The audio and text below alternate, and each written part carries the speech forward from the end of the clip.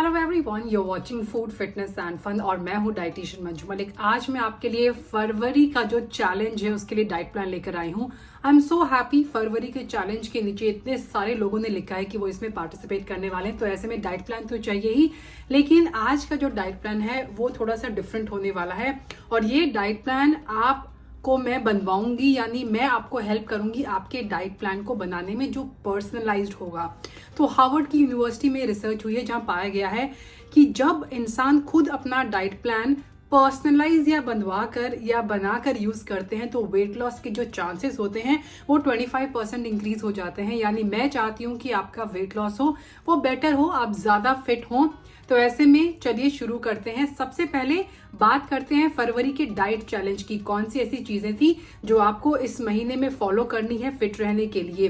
तो 3 चीजें हैं। Number 1, pack your protein. आपको अपनी हर मील के अंदर इस महीने क्वालिटी प्रोटीन ऐड करना है जो कंप्लीट हो। दूसरा जो हमारा चैलेंज है वो ये है कि आपको अपने फ्लूइड पे ध्यान देना है ना। फ्लूइड पे ध्यान देने के लिए 3 इंपॉर्टेंट चीजें थी जो मैंने आपको करने को कही थी। नंबर 1, डे का अपना शुरुआत जो है आप करेंगे अपने ल्यूकवार्म वाटर के साथ। दिन की शुरुआत में ही आप 500 ml से 1 लीटर वार्म वाटर कंज्यूम कर लें। उसके बाद सेकंड जो हमारा पानी है वो ये कि आपको एक इन्फ्यूज्ड वाटर बनाना है। इन्फ्यूज्ड वाटर आप अपने साथ कैरी भी कर सकते हैं। थर्मस में बनाना है, उसके वीडियो का लिंक मैं आपको डिस्क्रिप्शन बॉक्स में दे दूंगी। वो हमारा विंटर का डिटॉक्स वाटर है। नंबर 3, आपको morning and bed time drink अपनी डाइट के अंदर ऐड करने हैं। मॉर्निंग ड्रिंक बहुत ही हेल्दी है, जो है हमारे गाजर और मेथी का एक जूस, जिसे आपको ऑल्टरनेटिव डेज में लेना है, यानी एक दिन छोड़ के लेना है एक दिन। और इसकी रेसिपी का लिंक भी मैं आपको प्रोवाइड कर दूंगी। हमारा बेड टाइम जो ड्रिंक है वो भी बहुत ही आसान है, क्योंकि प्रिपरेशन एक बार करनी है और आपको फिर उससे अपना ये ड्रिंक डेली बहुत ही आसान तरीके से विद इन 1 मिनट प्रिपेयर करना है। तीसरा जो हमारा डाइट चैलेंज था इस महीने का वो यही कि आपको सिंगल इंग्रेडिएंट फूड ही मार्केट से लेकर आने हैं। यानी मार्केट से आपको वही चीजें खरीदनी है जो एक इंग्रेडिएंट के साथ आती हैं। जैसे कि पीनट बटर के इंग्रेडिएंट लिस्ट में सिर्फ एक इंग्रेडिएंट होना चाहिए, वो है पीनट्स। तो ऐसे ही कोई भी चीजें आप पफ्ड राइस लेकर आ सकते हैं, पफ्ड कोई और ग्रेन लेकर आ सकते हैं, उन्हें घर पे लाके आप उनसे अलग अलग स्नैक्स बना सकते हैं ना। इस महीने के चैलेंज में मैंने खुद को भी एक चैलेंज दिया है, वो ये है कि मैं 21 दिन तक, जो 5 तारीख से 5 फरवरी से चैलेंज शुरू होगा, तो मुझे इसे 4th से स्टार्ट करना होगा, क्योंकि 5th से मैं आपके साथ शेयर करूंगी what I eat on a daily basis. मुझे इंस्टाग्राम पे भी फॉलो कर सकते हैं, वहां पर भी मैं आपके साथ शेयर करूंगी। वहां से आप आइडियाज ले सकते हैं कि किस तरह से पोर्शन को कंट्रोल करें, स्नैक्स में क्या आइटम ऐड कर सकते हैं। तो इस चैलेंज में पार्टिसिपेट करने के लिए एक तो आपको ये सारी चीजें करनी है, लेकिन अपडेट्स भी मेरे साथ शेयर करनी, ताकि आप अकाउंटेबल रहें और ध्यान से ये सारी चीजें करें। अब मैं आपको बताती हूँ कैसे आपको बनानी है अपनी डाइट, लेकिन उससे पहले कुछ टिप्स जो बहुत इंपॉर्टेंट है जब हम हेल्दी ईटिंग की बात करते हैं, वो है आपका पोर्शन साइज। तो जब भी आप अपनी मील खाने बैठे, जो भी आप प्लेट यूज करें, मेक श्योर कि आपके हाथों में इस तरह फिट हो जाए।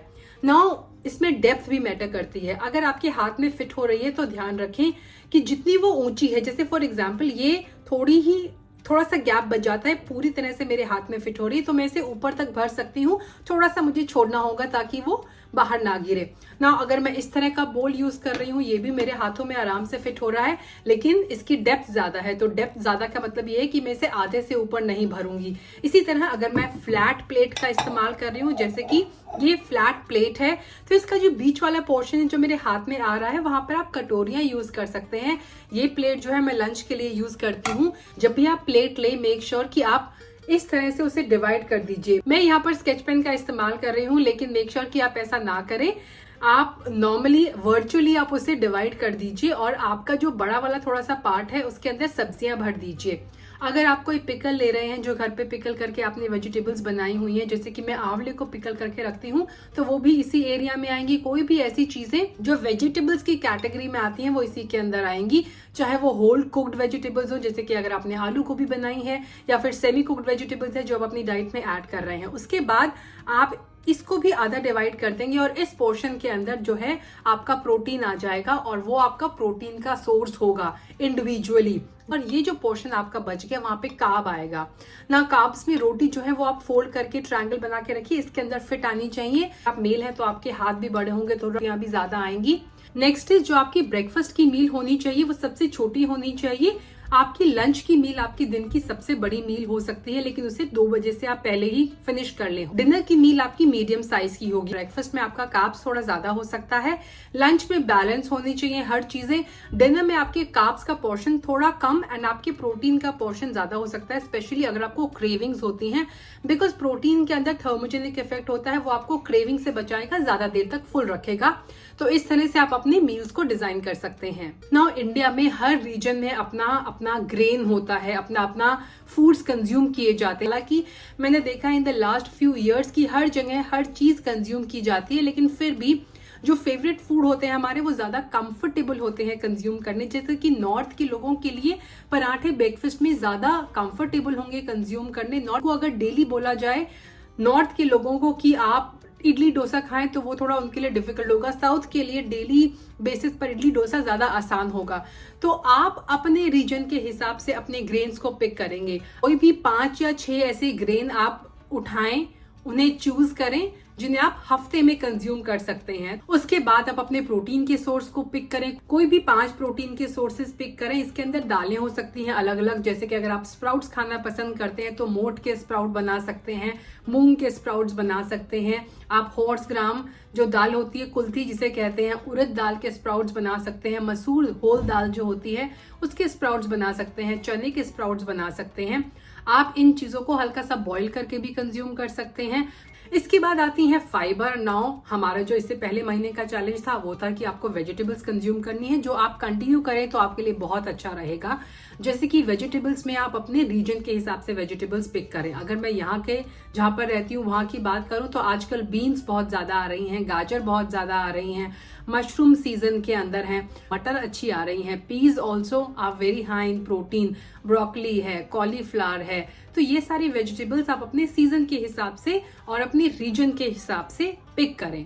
लास्ट में आपसे डिस्कस करना चाहूंगी कुकिंग मेथड्स के बारे में। ना आपकी जो ट्रेडिशनल रेसिपीज हैं वो आप जरूर फॉलो करें। अगर आपको पोहा पसंद है तो आप कार्ब्स में पोहे को लें।